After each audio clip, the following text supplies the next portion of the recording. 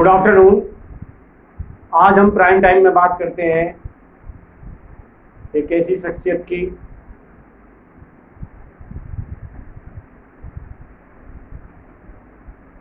History of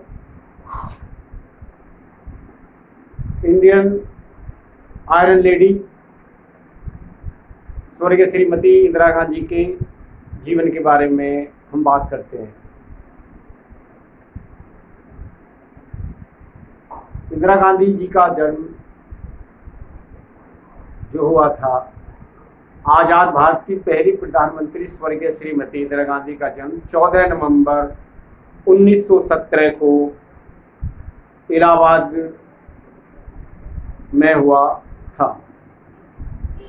Bharat की वो प्रथम महिला प्रधानमंत्री थी। पंडित जवाहरलाल नेहरू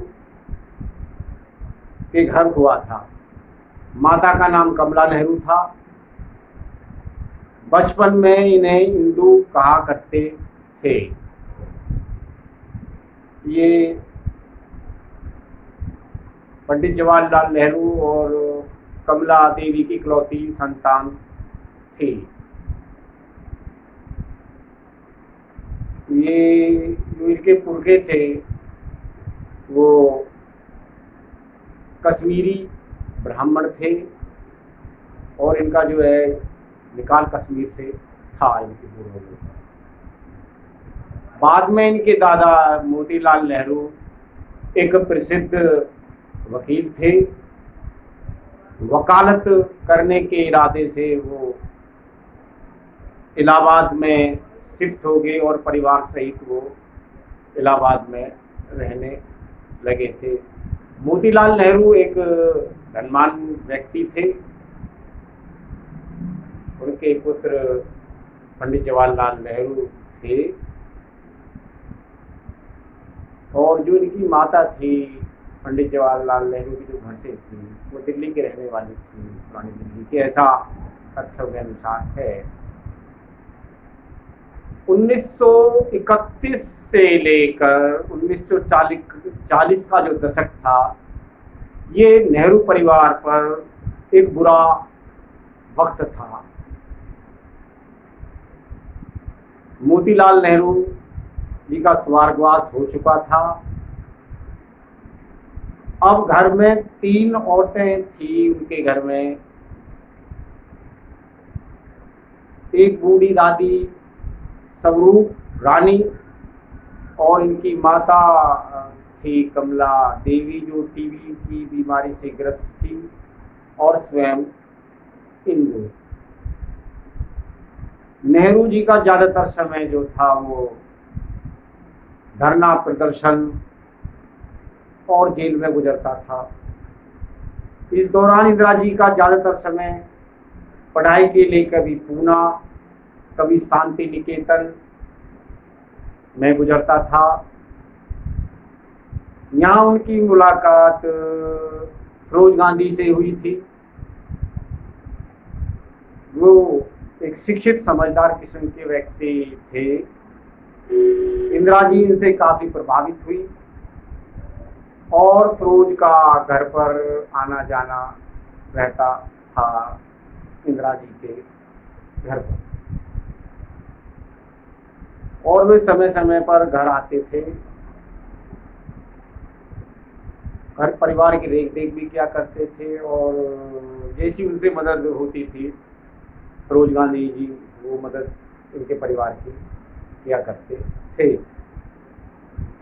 इन्होंने अपनी आरंभिक शिक्षा के बाद लंदन में जाकर इंदिरा गांधी जी ने इकोनॉमिक्स ऑफ लंदन से अपनी शिक्षा पूरी की थी।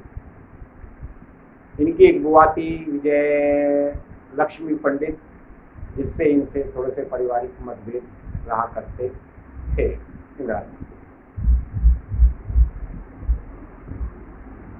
26 मार्च 1942 को इंदिरा जी एक कश्मीरी दुल्हन की तरह सजी और पिता के हाथों से बुनी हुई गुलाबी साड़ी पहनी, फूलों के गहने पहने जो एक कश्मीरी रीति रिवाज के अंतर्गत आता है। फिरोज गांधी ने खादी का कुर्ता पहना और गांधी टोपी लगाई। आनंद भवन के उस चबूतरे पर जो इलाहाबाद में है, हिंदू रीति रिवाज और मंत्रोच्चारण सहित इनकी शादी हो गई। बाद में इनकी 2 संतानें पैदा हुई, राजीव गांधी और संजय गांधी। 1950 के दशक में अपने पिता के साथ प्रधानमंत्री कार्यालय में निजी सचिव का काम इंदिरा गांधी जी ने किया था। 1959 से 1900 लगभग दौरान वो चुनाव लड़ी और भारतीय राष्ट्रीय कांग्रेस की अध्यक्ष बनी। 1966 में जब इंदिरा गांधी प्रधानमंत्री बनी, कांग्रेस 2 गुटों में बंट चुका था। इंदिरा जी के जो नेतृत्व में था वो समाजवादी विचारधारा के लोग थे। मोरारजी देसाई जो थे वो रूढ़िवादी विचारधारा के व्यक्ति थे। इनके बारे में कहते हैं कि ये मोरारजी देसाई जो थे वो बीमार थे और श्वेत मूत्र पीते थे, ऐसा उनके बारे में लिखा गया है। रूढ़िवादी विचारधारा के व्यक्तित्व थे। उनके साथ में अटल बिहारी वाजपेयी भी रहा करते थे, जो कि इंदिरा गांधी को गूंगी गुड़िया के नाम से संबोधित किया करते थे। मोरारजी देसाई के विरोध में रहा करते थे। 1959 में मोरारजी देसाई के साथ अनेक मुद्दों पर उनके मतभेद हुए और असहमति के बाद राष्ट्रीय कांग्रेस का विभाजन हो गया और ये उनके साथ उनके विचारों से ये कभी भी सहमत नहीं थे। समाजवादी एवं साम्यवाद का समर्थन पाकर 2 वर्ष तक इन्होंने भी राज्य चलाया। उसी साल इन्होंने भारतीय बैंकों का निजीकरण इंदिरा गांधी जी ने कराया था। 1971 में पूर्वी में हजारों जो बांग्लादेशी थे, पाकिस्तानी उन बांग्लादेशी मुसलमानों का कत्लेआम कर रहा था। अतः बांग्लादेशी अपनी जान बचाकर भारत की सीमा में आ रहे थे और शरणार्थी के रूप में घुस रहे थे। इंदिरा जी ने इनकी बात यूनाइटेड स्टेट में रखी थी, लेकिन वहाँ पर इस पर कोई गौर नहीं किया गया, क्योंकि अमेरिका पाकिस्तान के विषय में बात कर रहा था और रूस चुप्पी भारत के साथ था। इंदिरा जी ने पाकिस्तान में अपनी सेना भेजी और बांग्लादेश को आज़ाद कराकर एक नए मुल्क की स्थापना करवाई थी इंदिरा गांधी जी ने। भारत उस समय विश्व शांति में और विश्व शक्ति में पीछे नहीं था। अमेरिका ने 7वां भारत में बेड़ा भेजा तो अमेरिका के जो उस टाइम के राष्ट्रपति थे निक्सन थे, उन्होंने लगभग 4-5 बार फोन किया, इन्होंने उनको झड़क दिया और अमेरिका को उसको अपनी औकात इंदिरा जी ने भली बाती दिखा दी थी। अपने कार्यकाल में उन्होंने जो कार्य किए थे इंदिरा जी ने, वो कुछ में प्रकाश डालता हूँ। BCG का टीकाकरण का कार्य उन्होंने संपन्न कराया था।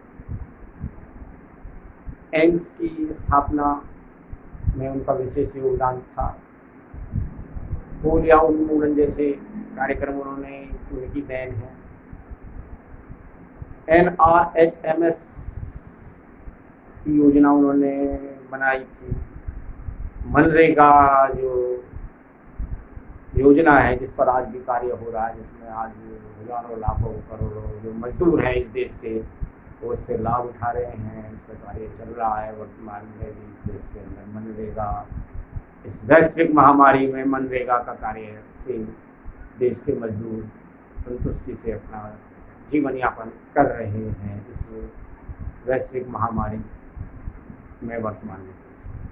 खाद्य सुरक्षा अधिनियम कानून उन्होंने बनाया और ऐसी कितनी योजनाएं थी जिनका निर्माण इंदिरा गांधी जी ने करवाया। शिक्षा के लिए विद्यालय बनवाए, हॉस्पिटल्स का निर्माण उन्होंने करवाया, विद्यालय बनवाए। विश्व में विदेश नीति पर उनका विशेष अधिकार था। अरब देशों से उनके रिश्ते अच्छे थे, यूरोपीय देशों से उनके रिश्ते अच्छे थे, फिलिस्तीन के यासर अराफात से उनके बहुत अच्छे संबंध थे और वो उनको बहुत मानते थे। सऊदी अरब के उस टाइम के जो शेख थे अब्दुल अजीज़ से उनका तेल का व्यापार उन्होंने बढ़ाया था भारत के अंदर। व्यापार पे में कितने ही समझौते उन्होंने इंदिरा गांधी जी ने किए थे। चंद्रमा पर अपना पहला यान भेजा था, पहुंचाया था राकेश शर्मा के नेतृत्व में। इंदिरा गांधी जी की देन थी जो भारत में पहला चंद्रमा पर यान भेजा गया था। और उन्होंने इंदिरा गांधी ने अंतरिक्ष में राकेश शर्मा से पूछा था कि आपको चंद्रमा से भारत कैसा लगता है। उन्होंने जवाब दिया, सारे जहां से अच्छा हिंदुस्तान हमारा। 23 जून 1980 को उनका पुत्र संजय, जिसने मारुति कार का भारत में निर्माण कराया था, एक समझदार, निर्भीक तथा तेज राजनीतिक व्यक्तित्व किस्म का व्यक्ति था। संजय गांधी बहुत बुद्धिमान था। लगभग उसने इंदिरा गांधी के समय में 8 राज्यों में भारतीय राष्ट्रीय कांग्रेस को लाने का श्रेय श्री संजय गांधी जी को जाता है। वो हर तरह की राजनीति में निपुण और माहिर थे। किस नेता से या किस नेता से किस तरह की बातें करनी है, किस राज्य में किस अधिकारी से किस तरह की बात करनी है, वो इससे भली बाती जानते थे। संजय गांधी जी की विवाह के बाद उनकी पत्नी का नाम मेनका गांधी था और उनका है मेनका गांधी। उनके एक पुत्र है वरुण गांधी है, वर्तमान में है। तो बात हम 23 जून 1980 की कर रहे हैं। उन्हें प्लेन चलाने का शौक था, गाड़ी चलाने का शौक था। तेजी से गाड़ी चलाया करते थे, ओवरटेक किया करते थे। आसमानी प्लेन चलाते थे। कलाबाजी कराने का शौक था आसमान में उनको, ये उनका बहुत बड़ा शौक था। वो एक दिन सुबह 23 जून की सुबह प्लेन चलाने का लेकर सफदरजंग एयरपोर्ट पहुँचे और वहाँ से उन्होंने प्लेन पर सवार होकर ऊपर आसमान में कलाबाजी करते हुए वो अशोका होटल के ऊपर से कलाबाजी कर रहे थे। अचानक प्लेन जो है वो ऊपर जाकर रुक गया था प्लेन कलाबाजी खाते हुए, और एक बहुत ज़बरदस्त तेज़ आवाज़ के साथ में प्लेन आसमान में जाकर वो बहुत बुरी तरीके से ब्लास्ट हुआ और उसके तीसरे चीज़ें उड़ गए और वो प्लेन नीचे आकर गिर गया, उसका मलबा। और इस तरह से संजय गांधी जी का निधन हो गया था। जब इंदिरा गांधी जी को इस बात का पता चला तो वो जब ऑल इंडिया मेडिकल हॉस्पिटल पहुंची, अपने पुत्र की हालत देखी, उन्होंने सबको देखा तो वो पककर बहुत बुरी तरह से रोने लगी। हालांकि वो एक माँ थी और देश की प्रधानमंत्री थी, सशक्त महिला थी, लेकिन एक माँ थी। उनसे अपने बेटे के जो टुकड़े थे वो देखे नहीं गए थे संजय गांधी के। इस तरह उन्होंने अपना कार्यकाल पूरा कर रहे थे इंदिरा गांधी। उसी समय एक और हमारे देश के अंदर एक बहुत बड़ी समस्या थी, खालिस्तान की समस्या को लेकर पंजाब में एक आंदोलन कर रहे थे। जनरल भिंडरवाला नाम था उनका, जो था 24 घंटे खतरनाक हथियारों में घिरे रहते थे। उनके आसपास उनके साथी मशीन गन, ग्रेनेड, हथियार लेकर रहते थे। उनका आईएसआई पाकिस्तानी खुफिया एजेंसी से उनका संबंध था, वहाँ से वो हथियार लिया करते थे और यहाँ पर वो उग्रवाद फैला रहे थे और ये बहुत बड़ी समस्या थी। पंजाब को अलग खालिस्तान की मांग कर रहे थे। 1978 में उन्होंने लगभग 15 लोगों को गोली से उड़ा दिया था। 1981 में पंजाब केसरी के पत्रकार लाला जगन्नाथ को गोली मारकर हत्या कर दी थी भिंडरवाल ने। उसके बाद बस रोककर 10 यात्रियों की हत्या कर दी थी। नॉर्थ हालात देश के पंजाब खतरनाक होते जा रहे थे दिन प्रतिदिन। अकाली दल जो थे पंजाबियों का संगठन था वो भी इनसे डरता था या इनके साथ था। ये हालात थे पंजाब के, बहुत बुरे हालात थे पंजाब के 1980 के दशक के आसपास। पुलिस प्रशासन कुछ समझता नहीं था, भिंडरवाल से डरते थे और उससे बहकाते थे। कोई उसे गिरफ्तार नहीं कर पाता था डर की वजह से। 1983 में जो पंजाब के DIG थे, गुरुद्वारे के सामने उन्हें सरेआम मशीन गन गोलियों से भून दिया और कई घंटे बाद उनकी लाशों को उठाया गया। तो एक आतंक का पर्याप्त पंजाब बन गया था 1980, 82, 83 के दशक में। होते होते तक हालात बेकाबू हो रहे थे देश के, और इंदिरा गांधी जी ने इस विषय में ज़्यादा वो बातचीत नहीं करना उचित समझा। ऑपरेशन ब्लू, इंदिरा गांधी इसको नहीं चाहती थी ऑपरेशन ब्लू को। उस समय देश के राष्ट्रपति एक सिख ज्ञानीजीत सिंह जी थे। गृह मंत्रालय ने आदेश दिया था ऑपरेशन ब्लू का। मेरठ से एक टीम बनकर आर्मी भेजी गई थी स्वर्ण मंदिर पर, जहां पर भिंडरवाल अपने साथियों के साथ छिपा हुआ था और वहां से वो उग्रवाद, स्वर्ण मंदिर से उग्रवाद फैला रहा था, जनता को भड़का रहा था, खालिस्तान की मांग कर रहा था, हत्याएं कर रहा था लगातार। जो उसका विरोध करता था वो उसको गोली मार दिया करता था भिंडरवाल था। वहाँ से उग्रवाद फैला। ऑपरेशन ब्लू में जनरल भिंडरवाल अपने साथियों सहित मारा गया था। 31 अक्टूबर 1984 को उसी से प्रेरित होकर थे सतवंत सिंह, बेअंत सिंह और केहर सिंह थे। ये तीनों इंदिरा गांधी जी के अंगरक्षक थे। ये तीनों ये भिंडरवाल से प्रभावित थे या खालिस्तान को लेकर ये प्रभावित थे, या इनके अंदर की आत्मा खालिस्तान को लेकर ये, लेकिन इंदिरा गांधी के ये तीनों अंगरक्षक थे। एक सफदरजंग रोड पर ही इंदिरा गांधी जी का घर था और एक सफदरजंग रोड पर ही अकबर रोड पर जो उसे मिलता जुलता था ऑफिस मिले हुए थे, दोनों घर भी और ऑफिस भी। लगभग सुबह के 9:30 बजे BBC के पत्रकारों से एक मीटिंग में उनको ऑफिस में जाना था।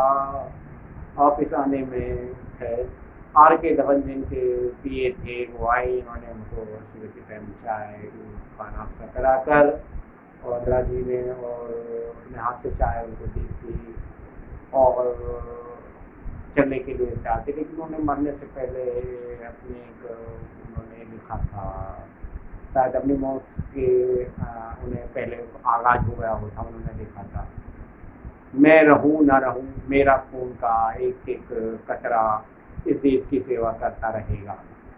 तब से लेकर अब तक 84 में 30 वर्ष बीत गए हैं। भारत माँ की इस माँ के जो परिवार है, जो वंशज है, वो लगातार इस देश की सेवा कर रहा है। इससे संबंधित जो भी है उसके परिवार की सेवा कर रहा है। अब तक भी वैश्विक महामारी जो वर्तमान में देश में चल रही है, कोरोना वायरस जैसी बीमारी पर भी बहुत कार्य कर रहे हैं। अब चलते हैं उसी दौर में 1984 के दशक में। इंदिरा जी ऑफिस से घर से ऑफिस के लिए निकल रही थी। रास्ते में बेअंत सिंह ने रिवाल्वर उन पर तांदी इंदिरा गांधी ने कहा, बेअंत सिंह ये क्या कर रहे हैं? वो उसने गोली मार दी सीने पर इंदिरा गांधी जी के और सतवंत सिंह ने चिल्ला कर केहर सिंह से कहा गोली चलाओ। उसने मशीन गन की गोलियों से अंधाधुंध गोलियाँ भारत माँ के सीने पर छंदी कर दिया और इंदिरा गांधी जी मूर्छित होकर जमीन पर गिर गई थी। उन्हें वहाँ से ऑल इंडिया मेडिकल ले जाया गया, लेकिन उनकी मेडिकल ले जाने पर उनकी मृत्यु हो गई थी 1984 में। पूरा राष्ट्र, पूरा देश बेचैन था, पूरा देश रो रहा था। और कैसे ये कैसे सिख थे, ये कैसे सिख थे जिन्होंने गुरबानी के शब्द पढ़े थे या नहीं पढ़े थे। सिख धर्म में कहाँ लिखा है किसी को इस तरह से गोली मार कर हत्या करना। एक ऐसे माँ का छीना इन लोगों ने छलनी कर दिया था, जिसने पूरा जीवन राष्ट्र को बनाने के लिए अपना जीवन न्यौछावर कर दिया था।